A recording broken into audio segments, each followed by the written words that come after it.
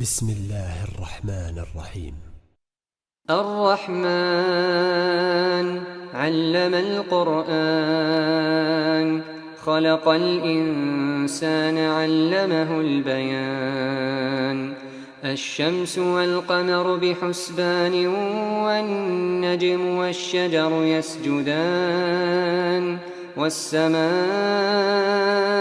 رفعها ووضع الميزان، ألا تطغوا في الميزان، وأقيموا الوزن بالقسط ولا تخسروا الميزان.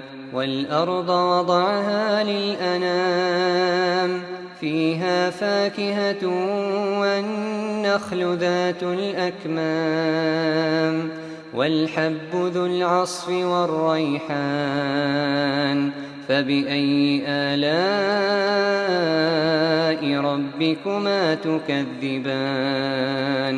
خلق الإنسان من صلصال كالفخار، وخلق الجان من مارج من نار. فبأي آلاء ربكما تكذبان؟ رب المشرقين ورب المغربين، فبأي آلاء ربكما تكذبان؟ مرج البحرين يلتقيان، بينهما برزخ لا يبغيان. فبأي آلاء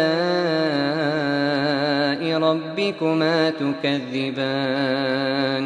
يخرج منهما اللؤلؤ والمرجان. فبأي آلاء ربكما تكذبان؟ وله الجوار المنشآت في البحر كالأعلام. فبأي آلاء ربكما تكذبان؟ كل من عليها فان، ويبقى وجه ربك ذو الجلال والإكرام. فبأي آلاء ربكما تكذبان؟ يسأله من في السماوات والأرض كل يوم هو في شأن. فبأي آلاء ربكما تكذبان؟ سنفرغ لكم أيها الثقلان. فبأي آلاء ربكما تكذبان؟ يا معشر الجن والإنس إن استطعتم أن تنفذوا من أقطار السماوات والأرض فانفذوا، لا تنفذون إلا بسلطان. فبأي آلاء ربكما تكذبان؟ يرسل عليكما شواظ من نار ونحاس فلا تنتصران. فبأي آلاء ربكما تكذبان؟ فإذا انشقت السماء فكانت وردة كالدهان. فبأي آلاء ربكما تكذبان؟ فيومئذ لا يسأل عن ذنبه إنس ولا جان. فبأي آلاء ربكما تكذبان؟ يعرف المجرمون بسيماهم فيؤخذ بالنواصي والأقدام. فبأي آلاء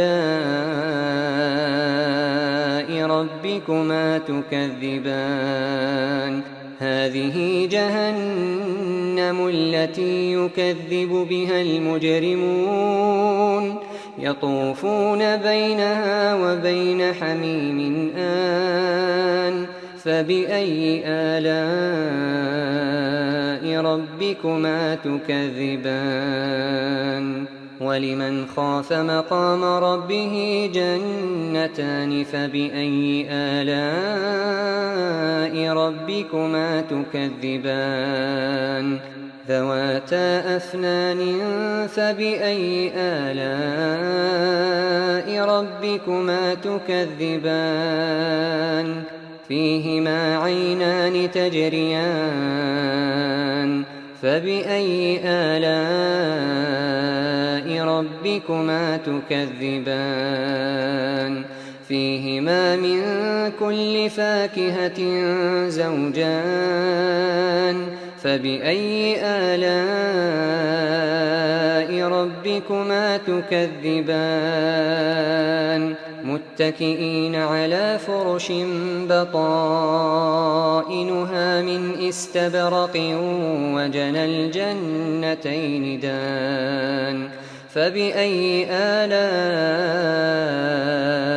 ربكما تكذبان فيهن قاصرات الطرف لم يطمثهن إنس قبلهم ولا جان فبأي آلاء ربكما تكذبان كأنهن الياقوت والمرجان فبأي آلاء ربكما تكذبان هل جزاء الإحسان إلا الإحسان فبأي آلاء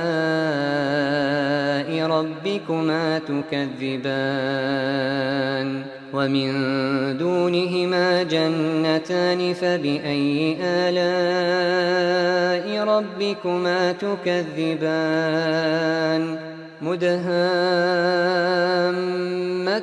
فبأي آلاء ربكما تكذبان فيهما عينان نضاختان فبأي آلاء ربكما تكذبان فيهما فاكهة ونخل ورمان فبأي آلاء ربكما تكذبان فيهن خيرات حسان فبأي آلاء ربكما تكذبان حور مقصورات في الخيام فبأي آلاء ربكما تكذبان لم يطمثهن إنس قبلهم ولا جان فبأي آلاء ربكما تكذبان متكئين على رفرف خضر وعبقري حسان فبأي آلاء ربكما تكذبان تبارك اسم ربك ذي الجلال والإكرام